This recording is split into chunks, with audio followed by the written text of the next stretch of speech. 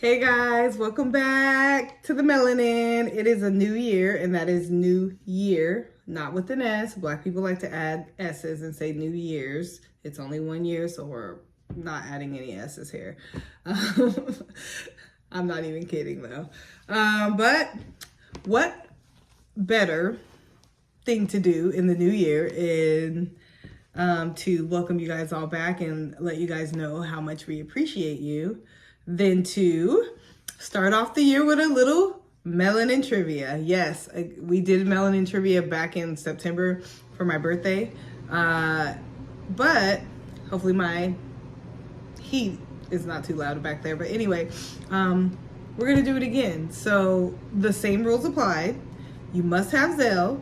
You must answer the question right, of course, and you must answer it either in an Instagram DM or a Facebook Messenger. You cannot answer it in the comments. So just follow those rules, answer the question, and you will be rewarded. But you must have Zelle, because if you don't got Zelle and it's gonna take you a minute, then we're moving on to the next right answer. And there's only one person who cannot answer this question, and I think they know who they are. You are, sorry girl, you exempt. You just, you can't do it. Anyway, so without further ado, the question is, where did myself and Brittany meet? Where did we meet? Simple as that. Keep it simple. Answer the questions. Remember the rules. Happy 2024. A lot of us usually make New Year's resolutions. I used to always kind of do that, and I used to try to force my friends to do it too. And then by day 3, we didn't forgot or broke it. And into March, we can't even remember what the resolution was. But this year, I definitely wanted to do something. I knew I didn't want to do a New Year's resolution because I feel like, again, I probably wasn't going to stick to it. Vision board, just wasn't interested in making one of those, but I did see something where you write everything on a plate, and not things you want to happen in 2024, but things you do not want to bring with you into the new year. So things you want to let go of. So I sent Stacy the visual that I seen of other people doing that, and we thought it was a good idea, so we wanted to do that. We met up earlier today and each of us wrote down things we do not want to bring into the new year, or even going forward past just 2024, things we want to let go of.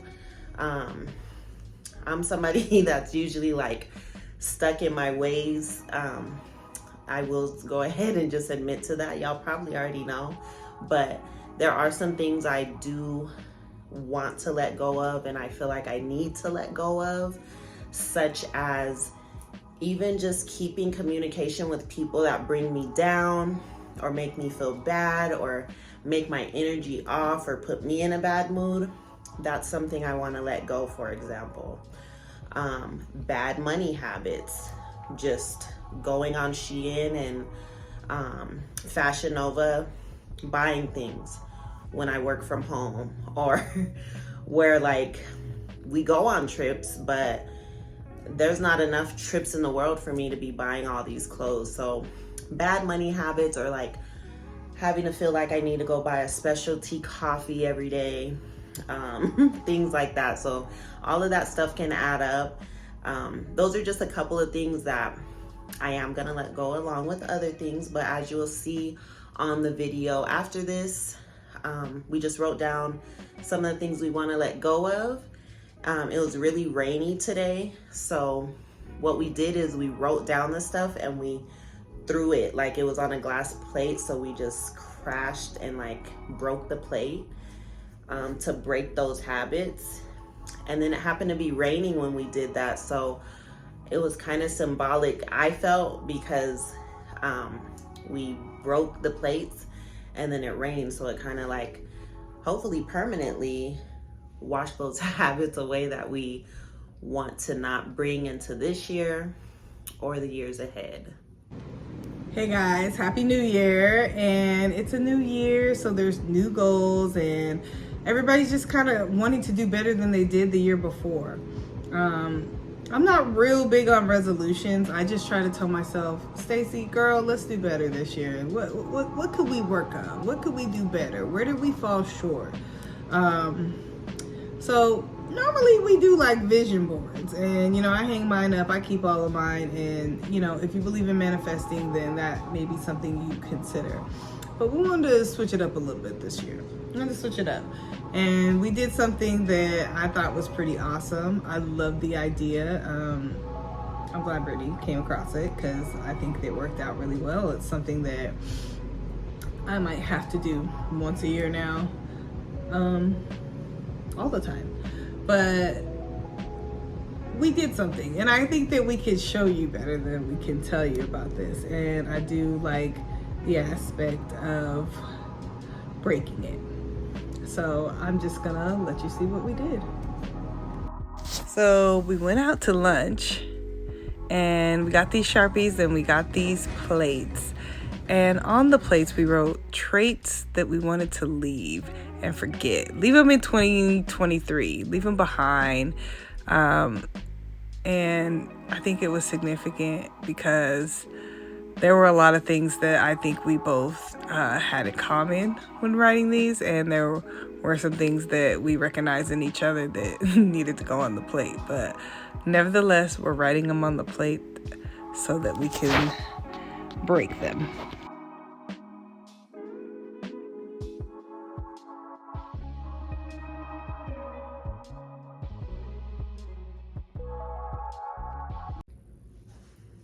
So again, everybody, happy 2024. We wanted to also come on here and just give our review of the movie Color Purple. We both went to go see it on Christmas Day. We did not go together, but it was kind of cool that when Stacy went to see it, she saw my lovely cousin Kenya there. And Kenya has been on one of the YouTubes before, but my cousin Kenya, actually, we always quoted that movie coming up together. We've watched it many times together. So it was kind of neat. It was unplanned, but Stacy and Kenya like watched the movie together, so that was pretty cool. I've never read the book, but that is on my checkoff list. I do want to read the book because so many people say that that book is way better than the original movie, better than the Broadway play, and better than the most recent movie. So I definitely want to read the book because I guess there's other bits and pieces that were not shown in either of the movies or the plays. So that's on my checkoff list. But the original Color Purple movie is big to me. I don't know why, we just always seem to watch it when we were growing up. So we quote it a lot. Me and one of my friends, Selena, she's watched it a lot too. So we always quote it or just talk about little pieces from the movie all the time. I love the color purple as well. My wedding colors were purple. People call me Suge Avery because that is actually a part of my name in real life. So which I think that was just kind of the way the stars aligned for me, that my name happens to be Suge Avery, kinda. But anyway, that's not giving away too much. But my car is purple. I definitely wear the color purple at the movie. And as you can see, intentionally, I'm wearing the color purple today. But the movie overall is like a sad movie. It was like most of the movie, not many good things happened. Nothing really good happens in the movie until the very end. That also is how it happened in the most recent video. As far as my review, it was a musical. I never liked musicals, and actually I never was interested in seeing the most recent movie, Color Purple, because I felt like the original didn't need to be touched. Now, some years ago, me and my friend Selena were actually going to go to the play when they came to Phoenix, like the Broadway play. So we had planned it, and we definitely just knew we were going. And then the day when the tickets went for sale, we looked online, and we did not like those ticket prices. So that was like a no-go. We didn't care how much we loved the movie. There was no way we were going to go once we seen the ticket prices, and just taking the whole day trip up there, we were like, oh, never mind. But anyways, movie Color Purple was big to me. So when I seen that they were doing a remake, I was not interested at all. I didn't even want to watch the trailers or the previews, the interviews. I didn't care about any of it. I don't care who was playing in it. I just was like, no, because the original movie didn't need to be touched. I'm not interested. I don't want to see it. Well, and another big reason why I didn't want to see it is because I'd seen Oprah everywhere, aka Sophia, but I did not see Whoopi, aka Celie, anywhere. So Celie was like the main character, and I couldn't understand why I didn't see Celie in any of the just promotion for the new Color Purple. So I was like, something shady must be going on there. Like, I'm not interested. Well, anyways, as time grew closer, it started being posted everywhere, talked about everywhere. So I was like, let me go ahead and give it a look. I mean, it's coming out Christmas Day. We don't really have big plans Christmas Day because we kind of celebrate prior. So I seen it and I was like, I guess I'll go see it. So one thing I had to do was kind of like not tell my husband that it was a musical, because I feel like if I would have told him a musical, he would have been like, no, go figure out how you're gonna go see that yourself or with your friends. So I did tell him it was a musical. So he went with me. And again, I didn't like how I didn't see Whoopi anywhere. I was kind of sad about that. So we get to the movie, and it was also very good to see that there's a lot of melanated people there to support. I really love that. We all kind of winked and nod, spoke to each other, which is big here, because there's not that many of us here. So that was really cool. I never been to a movie on Christmas Day, so I didn't realize how many people go to the movie on Christmas, like go see movies on Christmas Day. So I guess that was kind of neat. But anyways, we get in the movie, we're watching it, and within the first few moments of the movie, there was my girl Whoopi. I was so happy to see her actually like shed a few tears, like real talk, because I had watched, in the beginning I didn't watch many like previews or anything, but like a couple days leading up to it, I was like, okay, let me finally watch some of the previews, and like the promotion, I still never seen Whoopi, but I was so excited, so happy when I did see Whoopi in the movie. She didn't have a huge part, but she had a significant part. She said a few words, and that made me so happy. I actually was already about to cry right there in the first few minutes of the movie. And then as the movie's going on, like 10 minutes in, it already felt like they had sung 10 songs. And like me and my husband looked at each other like, what is this? Like, oh my God. And I'm like thinking in my head, like, dang, I knew it was a musical, but we're really about to do this the whole 2 hours? So once they sang like what seemed like the first 10-15 minutes to me, they finally like started getting into the acting. I did like how they kept a lot of things very, very similar to the original movie, besides all the singing. But just to make it short and sweet without giving out too many too much info on the movie, just in case you do want to see it. It was very good, I would say. Fantasia was very great. Danielle was amazing. She's the one that played Sophia. She was really good. Taraji played Suge Avery. I don't know, maybe because I'm Suge Avery. I don't know, but I didn't really care for her part. And I know she's done interviews since and just saying how like her page, she's talked about she should be getting paid way more. I don't know how much she got paid for that movie, but I didn't necessarily really like her as Suge. I'm gonna just flat out say it. But yeah, it was good though. They all did their thing. I liked it. It was good. They actually showed a little extra parts that I didn't realize, or that I don't think they showed in the original movie, like when Whoopi was leaving Mr. Remember at like that dinner table where her and Suge, where basically Whoopi or Celi's like, I'm leaving, and she leaves and she does that little thing and like they drive off. Well, she went to Suge's house. The original movie didn't show that, so that was kind of cool to see where she went. And then they kind of showed it in the original movie, but Mr. many years later, he actually paid for Nettie and them to come back. And they kind of like showed a little part of that in the original movie, but it didn't go into detail. I just remember in the original movie, Mr. did go to like an office, but he went to the office because he paid for Nettie and Celi's kids and all them to come back to the States. So that part was really cool. It was really touching. It kind of made me like Mr. just like maybe a little bit, because I hadn't liked Mr. all these years. So that part was cool. There were just little things that they did extra in this new movie that wasn't fully done in the original movie. Now, that being said, me personally, I still don't feel like the original needed to be redone. The original holds like a special place in my heart. I still love the original. If you haven't seen it, I suggest it. But I think maybe because I hold the original so near and dear to my heart, nothing can beat that. I haven't read the book yet, but that's where I'm at with that. The original movie cannot be touched. I love it, and I love that better than the newer movie. I don't feel like it needed to be redone, but the newer movie, my husband actually did end up really liking it a whole lot. I ended up really liking it a whole lot, but to have that compared to the old versus the new, I personally still love the old one, and I'll still be quoting all of the old one forever, as I have done for damn near 40 years. Hey guys, I just want to real quick give you guys my little review on the Color Purple remake. Oh my goodness.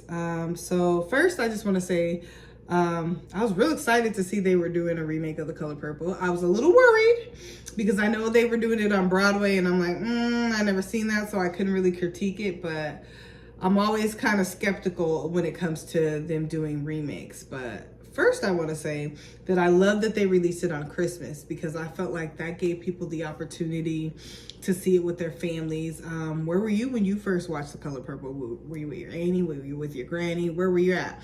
But I feel like most Black families, that's a movie that they can definitely say that they've seen. Tyler Perry quotes, I don't know how many different Color Purple lines in all his movies, and they're just like so hilarious because you know exactly what he's talking about.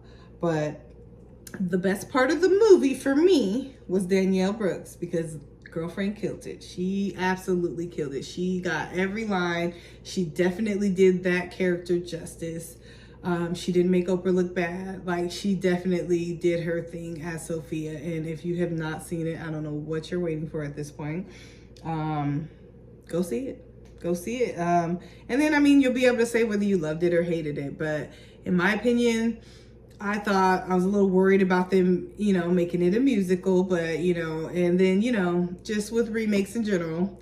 But I loved it. I loved it. I will definitely add it to my collection when it's available, because it's just one of those movies that never gets old. And I mean, I still watch the original, and I will definitely watch this one as well just to compare. But definitely loved it. It was stayed close, gave you some extra details that you may not have, you know, picked up on in the first one, or they weren't really clear about. So I did like that part of it.